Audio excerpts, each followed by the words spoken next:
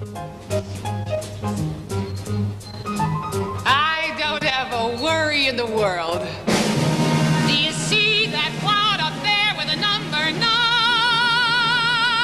It's mine, it's mine, it's mine, it's mine. Love was hiding around the corner. This lonely mourner heard the call. Then love found me and put his arms around me. Beat the drum, sound the brass. What a groove, what a gas. Here I come, let me pass. Cottage small, wall to wall, enchanted Blissville.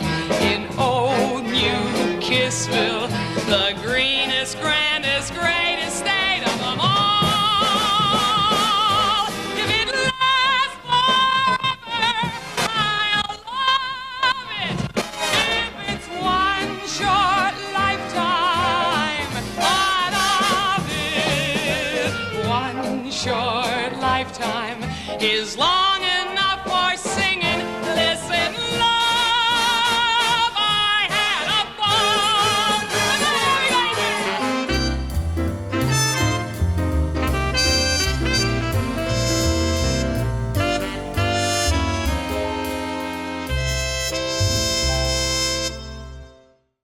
It's time to have a ball. I have to tell you. Oh, how clever you are. Thank you, thank you. You know, the first things that I did when I got to LA, besides get a job and a place to live, was go to an open mic night at this place called the Cinegrill at the Hollywood Roosevelt Hotel. Did they have open mic night? Yes. I don't remember that. Okay. I guess I do. Okay. I mean, I knew we worked there, but I didn't know. Okay. I didn't know, but there was an open mic. Okay. No, they did. I think it was like a Tuesday night thing, Wednesday night, I don't know. And I met like 3 singers that night. Oh, I probably met more, but 3 singers. They said, you got to come to this class. You got to come to this Karen Morrow's class. And I showed up, and here was this woman with this smile, with the laugh, this humor. She touches your heart. She has a voice that is only hers. And what a heart. The one, the only, Karen Morrow. Oh, just a minute. I'm going to see if my heart is there. It's there. It's there for you, honey. My heart is always there for you. What can I tell you? Yes, I remember. That was a banner year. I mean, we really had some swell people in that class. You being one of them, and Michael VACCARO and John Russell and MARYJO MUNDY. Right. And I'm sure there are many more, and I should try to remember, but that was about 20 years ago.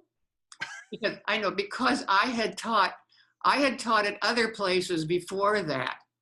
Oh my God. Really? Yes. Okay. Yes, and I remember that we were told to get out of one studio. So then we moved to a studio near NBC, and the land was owned by Bob Hope. And then Bob Hope wanted to build something else there, so they got rid of us. So then we ended up at the Cinegrill. And that's where we had class for so long. There, and at the Hollywood Bowl. I remember the Hollywood Bowl. Up there, not outside, everybody. No, would that we could have sung outside. There was a big, huge, not the library, what do they call it, the library? The museum. The museum. The Hollywood Bowl Museum, which was huge and wonderful with a great big 9-foot Steinway piano. Oh my God. Oh my God, okay. Don't get me started on, I never love that. Well, since we're talking about that, why do you enjoy teaching so much? You know, I don't know, because I never liked any of my teachers.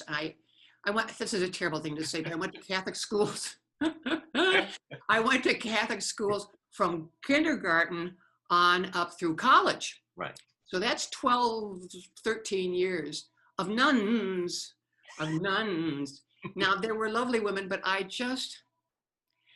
don't know. And I suppose there were some good teachers, but I didn't really pay any attention, you know. It gives me something, David. when I mean, because you know I perform, I still back and forth to Broadway and all that stuff. And there's something about since I have no children, Right. there's something about sharing what I know and telling people what to do. Do I it. like telling people what to do. Yes, yes. Stop that. So Yeah, it, but it let worked. me tell you, It worked. it That's worked. the thing. Well, the thing about you telling people what to do, it's so amazing. I mean, it's like you're so motherly in that way. Good, good. And Oh, it- good. Yeah. Oh, good. Yeah, yeah. I don't feel like a teacher so much. Well, you know, I understand because I certainly was much less than perfect or anything in school. I just happened to be able to sing. And so I was asked to sing all the time for things. So that was my thing.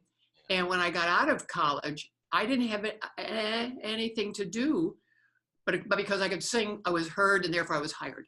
But at some point, I know what everybody's going through. I know the girls who feel that they're too fat. I know the guys who think that they're not handsome enough. And it shows in their performance. And so I can tell why they are behaving that way when they sing, because I felt all those things when I was singing. I felt all of them. So I really understand. Then of course I've been in therapy myself, Well, you know. So when we talk about motivation, hello, is anybody in our business not in therapy? well, if they aren't, they should be. I know it. They're probably not very good, is what but no, that's a terrible thing to say. But I could see where people were holding themselves back. Yeah. And it was easier for me to say, think about this, or what are you thinking about what's going on? You know, it's easier for me to kind of probe inside with them than sometimes it is with me. Also, I'm a wonderful audience. I love an audience. I love being an audience. So I can look at a song or look at a performance and know what technically needs to be done. You know, if it's not landing, there might be a reason, not just the voice but the intent is, but they might be phrasing something so that we don't hear it correctly. So I found this a wonderful exercise. And certainly after I started teaching and kept on doing my own performing, especially cabarets, whenever I did cabaret, my act, right. I got freer and freer, and I started having much more fun because I realized I didn't have to be perfect. I just had to do what I do. Yeah. I mean, that's so easy. People say that all the time, you don't have to be perfect. Well, yeah, what is perfect? Yeah, exactly. And everybody can say the same thing. But the point is I felt free then because I had already expressed all these thoughts to a whole bunch of people, and they didn't throw tomatoes at me in class or anything like that. So I figured that they wanted to listen to me. So I figured that audiences would want to listen to me too. And it made me work harder. Now, what was the seed all those years back when you popped your head out of the womb? Well, what was the seed that made you want to go into this profession? Pardon me, I should have warmed up. My parents were both singers. In Chicago, although they aspired to opera, although I found out many, many, many, many years after, when my mother was about 60 years old, she says, you know, Karen, I really liked light opera. I really liked musical comedy. Of course, in her era, musical comedy was the Merry Widow and stuff like that, and New Moon. And my dad was singing on radio in Chicago, and they used to tell stories, incredible stories about when they met. They both had the same voice teacher in Chicago, and they met through him, and then they both went out on the road, which we would call summer stock now, but they called it on the Chautauqua circuit. And that was a circuit where a violinist maybe would appear in the tent. They would travel around the country, and they would the act would go from tent to tent to tent. And while the violinist was playing like that, and then he would move out, and he would go to the next town where the guys had been setting up his show. And then my parents would move in because the guys had been setting up this show. So they were always a jump ahead. But they had pictures, and they used to laugh so hard about all the fun that they had. And I thought, oh man, wouldn't that be where great? they met? Yes, yes. Oh, they met in their voice teacher's office, and then they both happened to and got this show, and then that's when they decided to get married.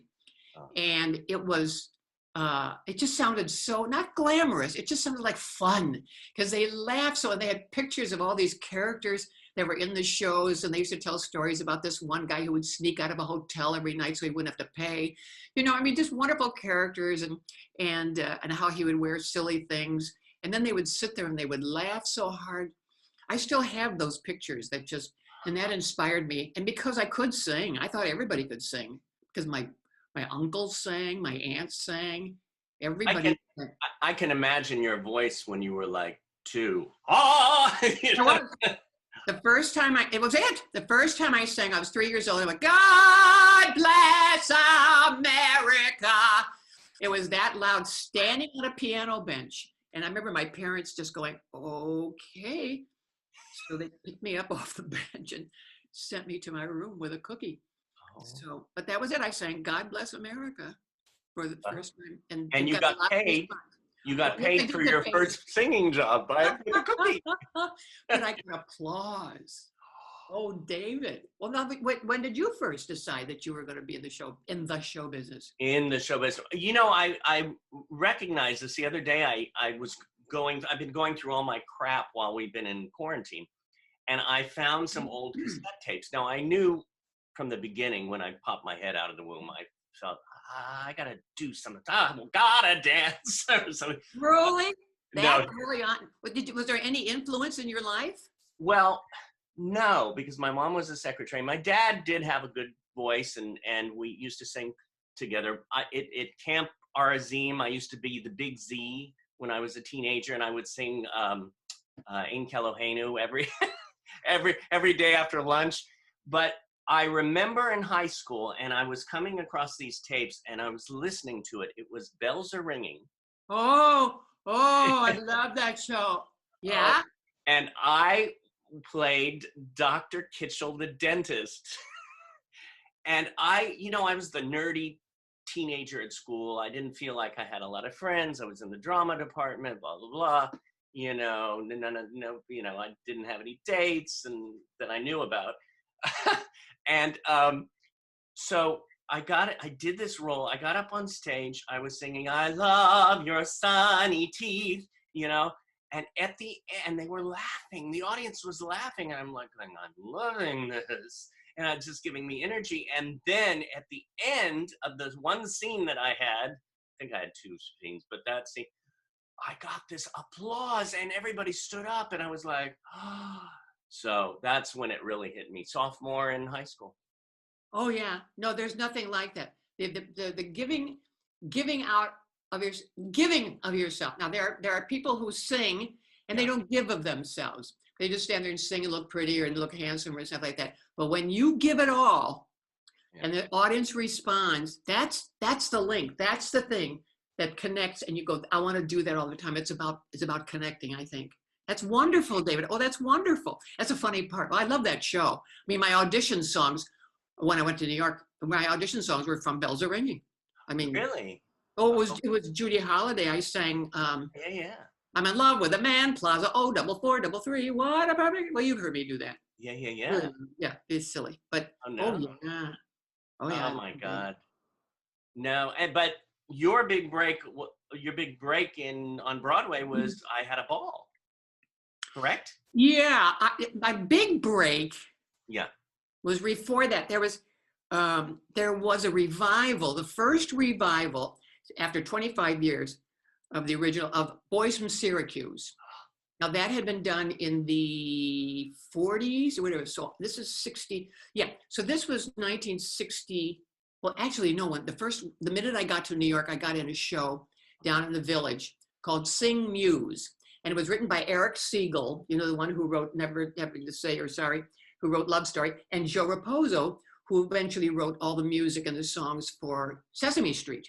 Oh. But at that time, they were guys right out of college. Yeah. And they wrote this show about Helen of Troy and that whole thing.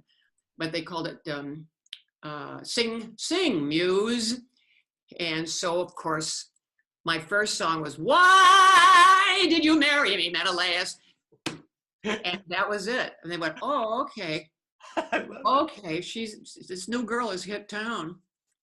So that's what really put my name there. And that's when I got a Theater World Award.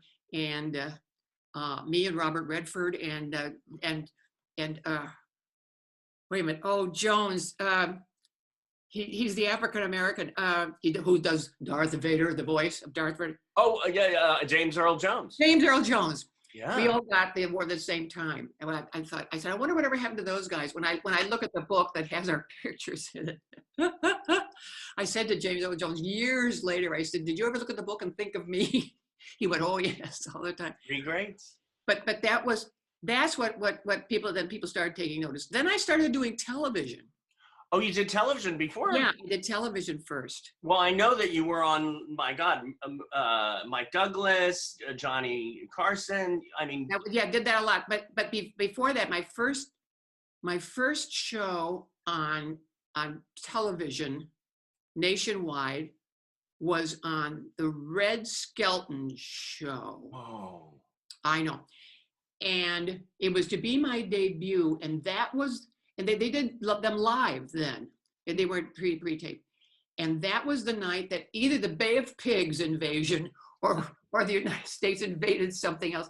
So of course, all those shows were blocked out because of the news. The news had to take over.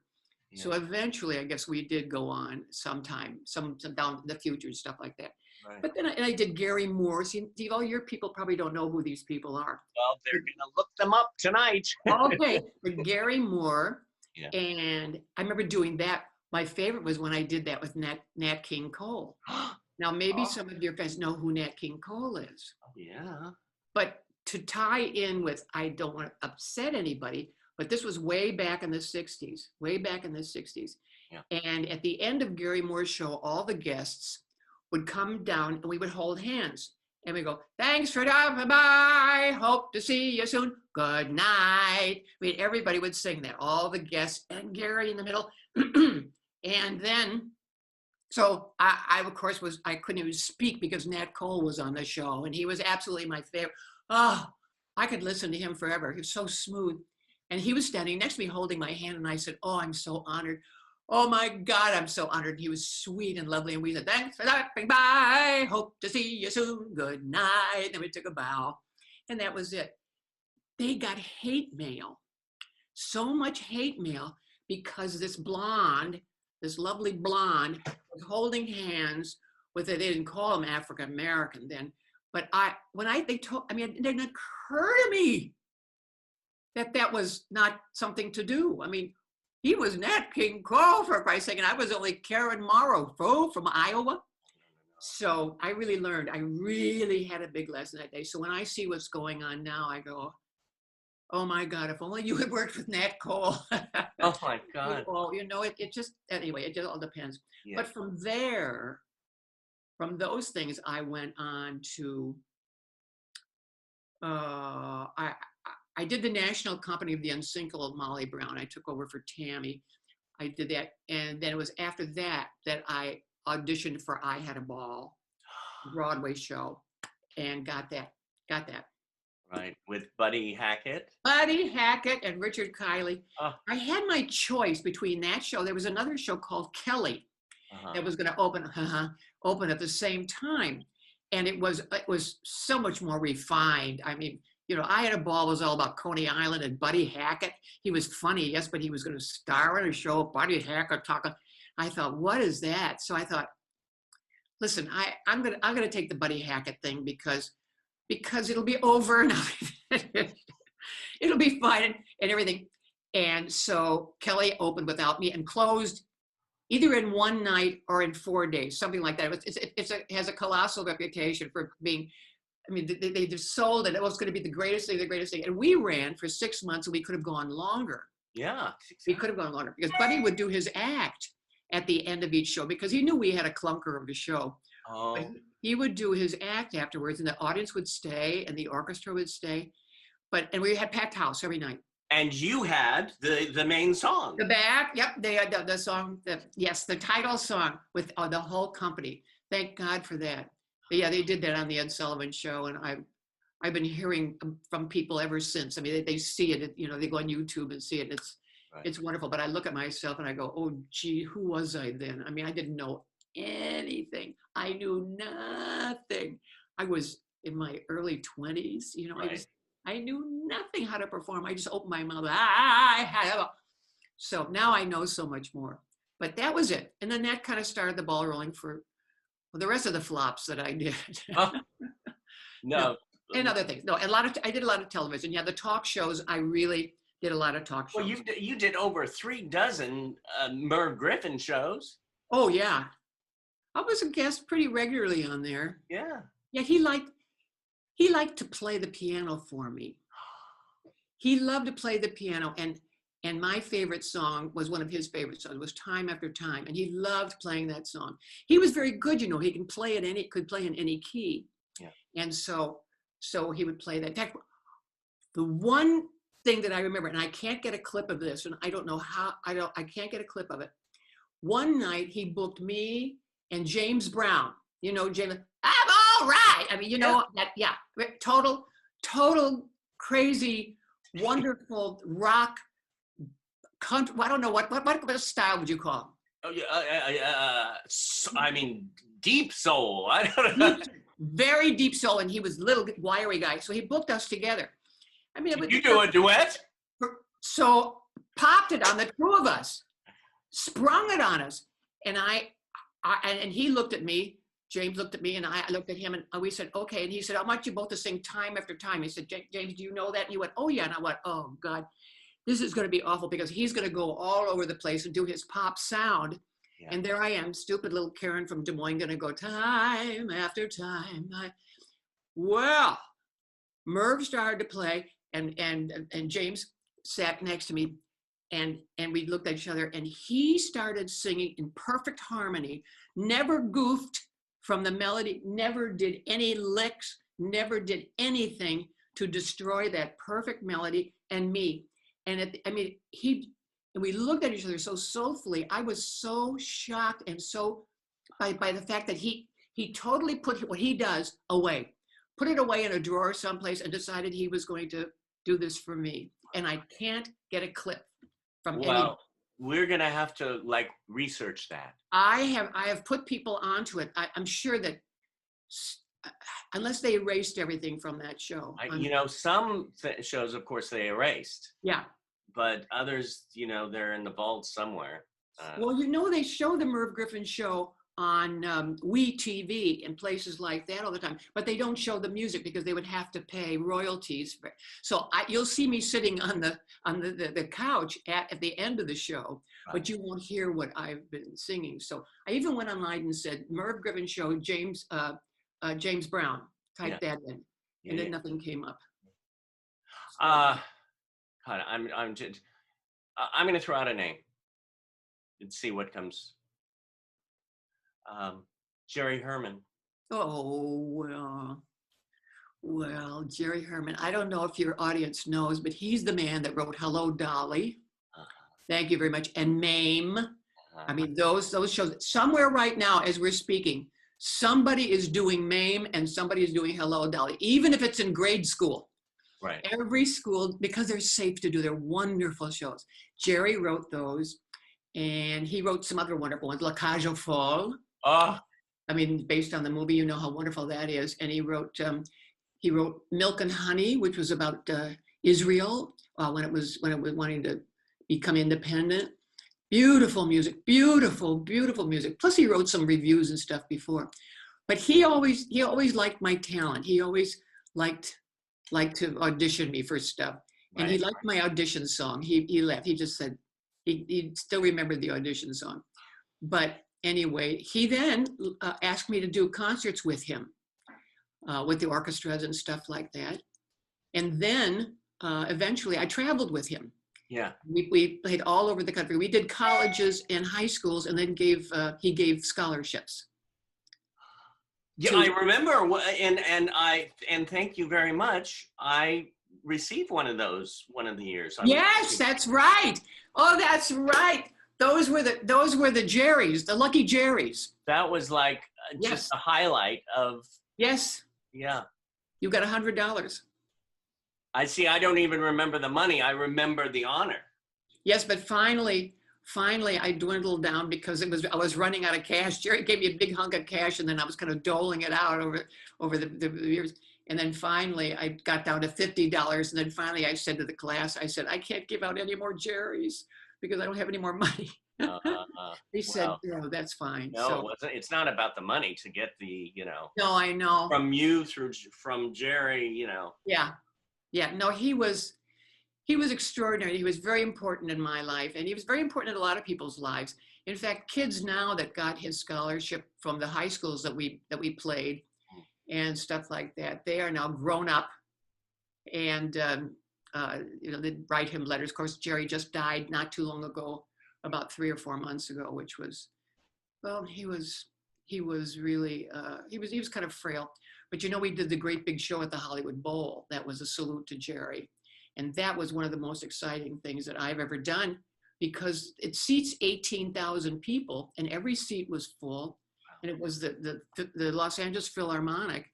And to walk out in front of that orchestra and look at the audience and sing, yeah. Talk about needing an audience, talk about liking an audience. You better like an audience if you're going to be put in front of 18,000 of them. Wow. And it was extraordinary. Absolutely extraordinary. So, I know. I'm like sitting with you, and I could talk to you for hours. I mean, well, I told you I was a self-starter. I mean, that's why I did so many talk shows, is because they say, book Karen, she'll just have to ask her one question and she'll talk forever. But no, it's so rich and full. I mean, and what you've done, Broadway, and you teach, and we could go back to the commercials. I've done commercials. Commercials? I've done everything except a major motion picture. And that's too bad, except I don't think I would like to look at myself in 70 millimeter. But one of my favorite movies that was a TV movie was Boy in the Plastic Bubble. Love that one. And now we're all living that, aren't we? I know. We thought that was so odd. For those of you, it was from John Travolta was a star because he was a brand new star in sitcoms. And so they wanted to give him something else to do. And so he did that about The Boy in the Plastic Bubble, which was a true story. I played his girlfriend's mother. So I didn't have to do anything except just kind of be there and say, hello, and reprimand my daughter and talk to her a little bit. That's all I had to do.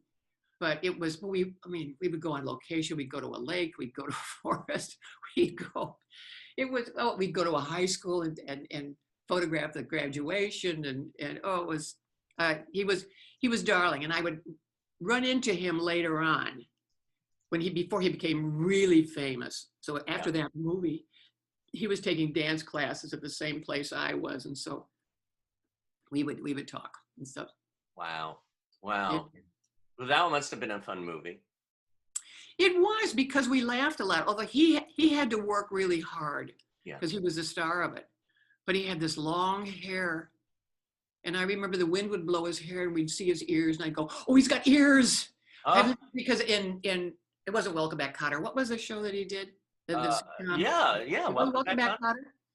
He always had long hair. Yeah. But this one, the wind would blow and I go, oh my God, he's got ears. They're kind of big, but who cares? Charles. I was looking through all your stuff, and it's Love American Style, which I grew up with. And you played Aunt Minerva in Tabitha, Falcon Crest, The Love Boat, Ladies Man, and then what was your favorite television show that you were on? Probably Tabitha. I mean, I did guest shots on other things. Yeah. But as far as series were concerned, because my series didn't last very long, Tabitha kind of did. But because I had such fun with the magic, the popping in and out. Yeah. In and out of the story, because we would do something and they'd go, okay, freeze. Yeah. And we'd freeze, and then they'd take a picture of where I was, and then I'd have to go over and change costume. Or I remember when I had to get really fat, so they had to pad me up, and then I would go back in the same position, and then they'd say, okay, action. But when you watched it, it was like I went from that to that. It was so much fun, and we laughed. And I remember the director giving the wrong directions one day when I was supposed to be soaked. Because I was the weather. Anyway, I did a weather thing, and I was supposed to be soaked, but we waited. Don't soak me during the run through. Yeah. Of that scene, And of course, I was on a roof and the director was down below and he shouted at me, go to the left. I went, no, go to the left. And I went, okay. And I went to the left. And of course, all the rain came down at the wrong time. So we had to stop and go and get all dried up and do the hair again and do the makeup. Oh. I remember those, they were fun. They were Yeah. such fun. Oh my God. My God, to be in. Outfits. And then of course, I got to work with some of the people who had been on Bewitched. Right. So, they kind of brought them back for this. I'm sorry that didn't continue because it was fun. I wasn't particularly good. I wasn't. Oh, please. Well, no. I'm saying this because even though I could be silly and stuff like that, but I realized that I'm really good with an audience. I can be funnier when I'm with an audience. And that was one camera. There was no studio audience. Yeah. And I thought, oh, that's too bad because that could have been, there are those people who don't need an audience. They know how to be instinctually funny, And I mean, all the people who were on Friends, all those people, there was no audience, studio audience. They were just all behaving the way they behave. I had such admiration for those people who don't need the audience. I always needed the audience. Well, you feed off of it. You feed off. Totally. And I'm picturing you in front of that 18,000 people, and I'm like, oh my God. You know what? Yeah. You know what? The bowl is built, because you know what a raked audience is. It isn't that everybody's sitting flat out. Yeah. If they all sat flat out there, 18,000 people, I would have to shoot myself. Oh. But as it is, they're all stacked going up the hill. Yeah. And that's all very close. So it looks like this when you're on stage. It looks like they're right in front of you, even though the 18,000th one is way up here. Wow. So they look, whereas if they were way back there, it would be vast. But it's like they were all right in front of me and the orchestra was all behind me under that shell. So it was very cozy. It was very cozy. It wasn't as frightening as I thought it was going to be because I prayed before I went out. I prayed before I stepped out onto that stage. I just said to my higher power, I said, Grace. I gave her a name, Grace. I said, get me through this. Just be there with me. Please be there with me. And that was it.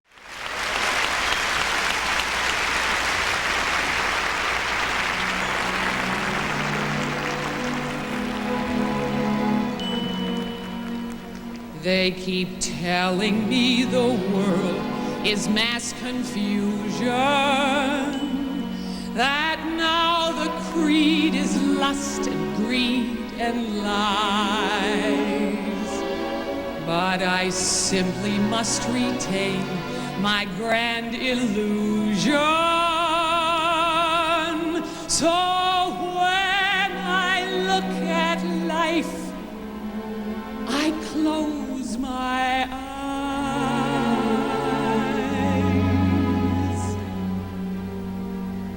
If music is no longer lovely, if laughter is no longer lilting, if lovers are no longer loving, then I don't want to know if summer is no longer carefree, if children are no longer singing, if people are no longer happy, then I don't want to know.